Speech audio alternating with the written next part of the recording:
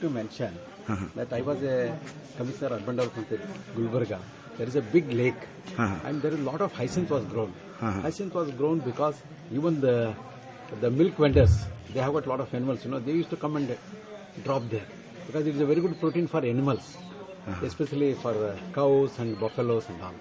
We got it removed. We tried for 3 to 4 months. After 4 months, we eliminated that hyacinth.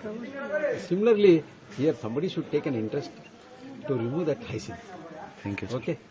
मैं एक ordinary tourist ऐसे आई हूँ, tourist के आंखों से देखती हूँ। टूरिस्ट स्पॉट के लिए ठीक ठाक है या बहुत कचरा है, क्या बोलना चाहेंगे? नहीं, ये इसमें कचरा है, लेकिन पुना कुटिया बहुत अच्छा है, और आज छवि मोर वो अच्छा है, लेकिन इधर बहुत कचरा लगता है मुझे। प्लास्टिक का देखिए कितने कितने ढेरे बनाया है वो पीछे।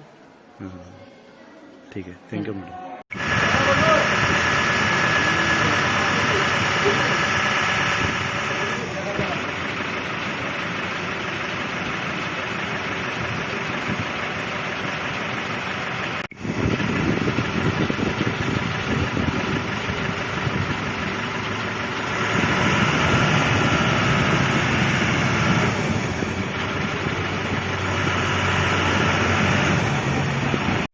बहुत अजीब स्टेट है, और आज हम छवि मोरा गए थे, बहुत बढ़िया है।